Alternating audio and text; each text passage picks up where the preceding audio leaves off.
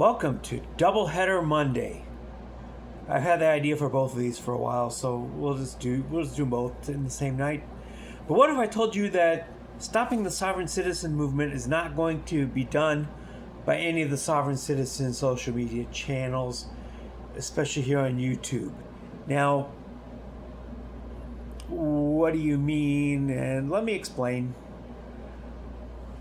Channels like Team Skeptic, Van Balian are fantastic. Don't get me wrong. I enjoy watching them quite a bit. But it's actually not in their best interest monetarily for this movement to come to a crashing halt. Because they get their content and these people make money off their livings off of this. And so if the sovereign citizen movement were to come to a screeching halt tomorrow, so would these people's careers. And as such, they don't have a financial vested interest in stopping the sovereign citizen movement, but they do have a financial interest in making fun of these idiots. And so that's not where it's going to come to a stop. You're going to hear it on this channel a lot, but follow the money. It's always follow the money. It's always about the money. Especially in social media, everything's about the money. Except for this channel, because I don't make any. But that's a different story for a different day. What is it going to take to stop the sovereign citizen movement? I have some ideas personally, and I think I may pursue them once, again, I'm not employed right now. Maybe I do have time to pursue them, but I think it's going to take a lot of changes in a lot of laws and a lot of changes in how laws are enforced in this country and how penalties are set up for this behavior as a sufficient deterrent. We're going to need a lot of changes on that particular front. What do those changes take? It can be summed up in two words: political will. Is there political will right now to change the laws and to stop this behavior?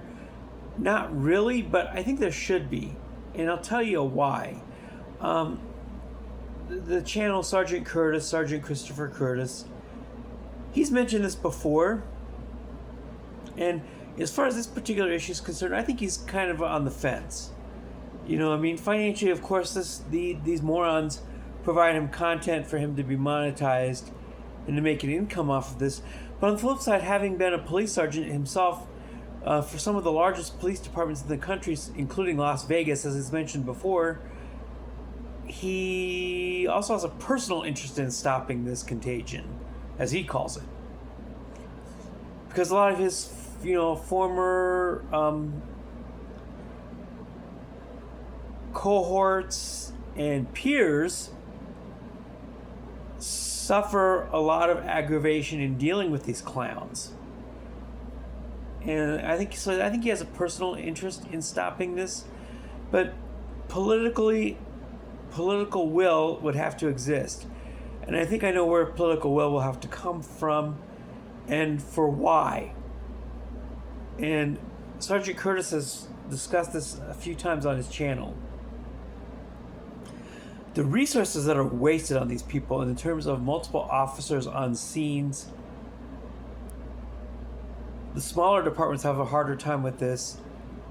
It's costing these departments a lot of money to waste their time with multiple officers on these individuals. And I think so from a cost standpoint, I think that's where political will need to start. We need to get to where departments are no longer wasting 2, 3, 4, 10 officers on sovereign citizens at traffic stops. Now, what kind of solutions are we talking about here? As you know, if you've watched me for any amount of time, you know that these people will make pseudo-legal arguments on the side of the road with the police officers. They're saying, I'm not driving, I'm traveling. I don't need a driver's license because I have a right to travel. I don't need a driver's license. Again, patently false. They will say that they don't have to talk to an officer, which they don't. But, when they're asked for their license and registration and things like that, and insurance, they refuse by saying that the Fourth Amendment, in particular, protects them from having to provide that, which is false. Several Supreme Court cases have proven otherwise. So if let's say you get pulled over on the side of the road at some point. Last time I had that happen to me was about 3 months ago. I provided my driver's license, registration, and insurance.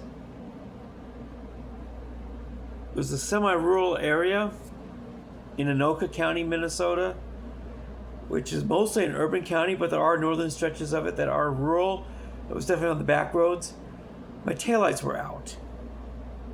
And they pulled me over to let me know that. I did not know that. I was like, oh, this is news to me, So I provided the documentation. And the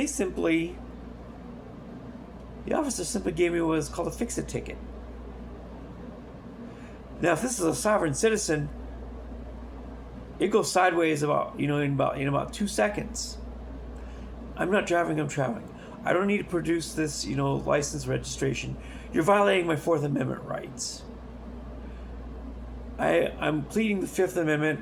I don't have to talk to you. Well, you don't. That's true. But you are required to provide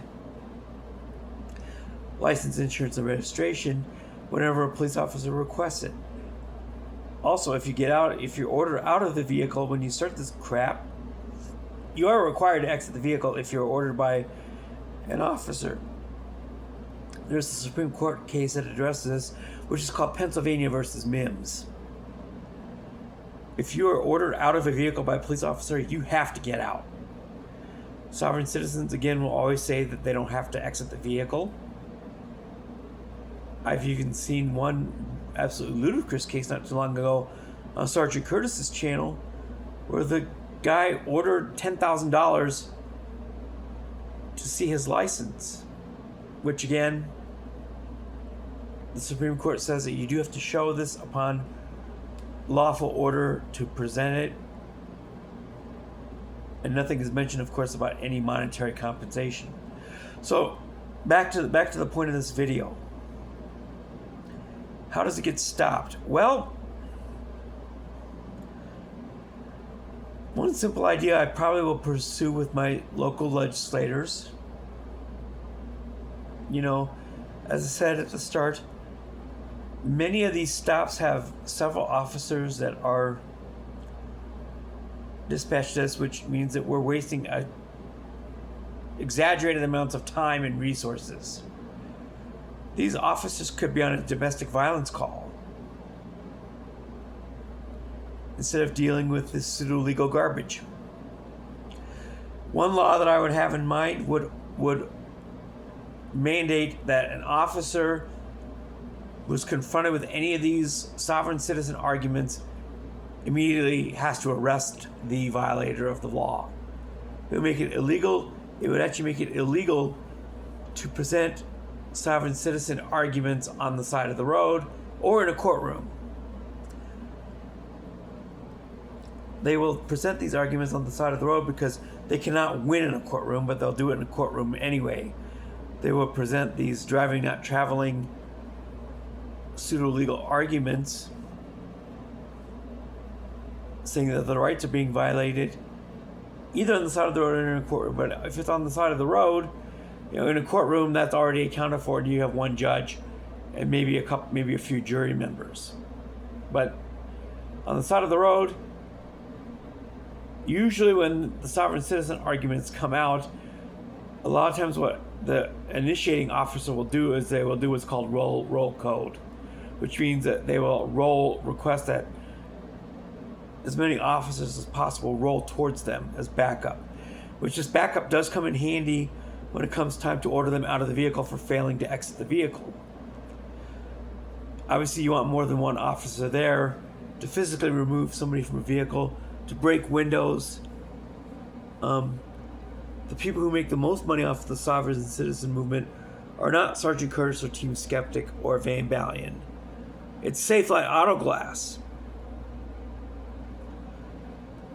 These sovereign citizens have given him millions in business over the years. So yes, my first suggestion would be to have a law that makes it immediately arrestable to present a sovereign citizen argument.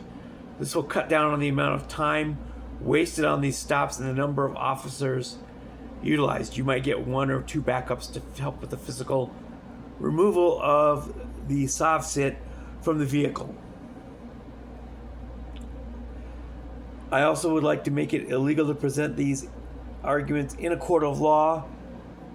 Some judges have taken it upon themselves when these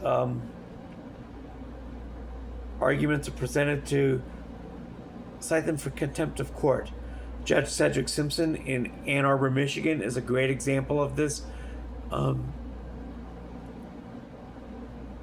Judge Thomas Oakley, look him up, also in Michigan, is another great example. They have not hesitated to slap contempt of court charges. But I would like to make that a regular part of the law. That if you waste the court's time with these fake arguments, it's an immediate contempt of court charge, which usually winds up being 30 days, sometimes more, in the county jail, which should be plenty of a deterrent to keep these morons from presenting pseudo-legal arguments. Another solution is actually underway right now. The FBI has labeled these people as domestic terrorists. And so we have a lot of court cases right now where the FBI or other law enforcement agencies are going after promoters and sellers of this fictitious information. I think we need more of this. I think if you get to the point where promoting this information and selling it to gullible victims has such a steep penalty that's no longer worth the couple $100 you get from each person anymore to sell them this stuff.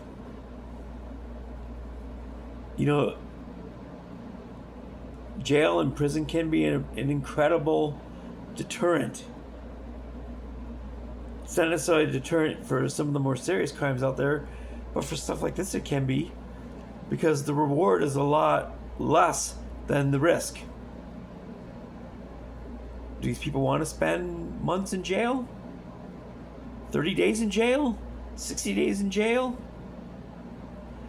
To get a few $100 from a gullible victim who's looking for an easy solution to their license ratification and legal problems?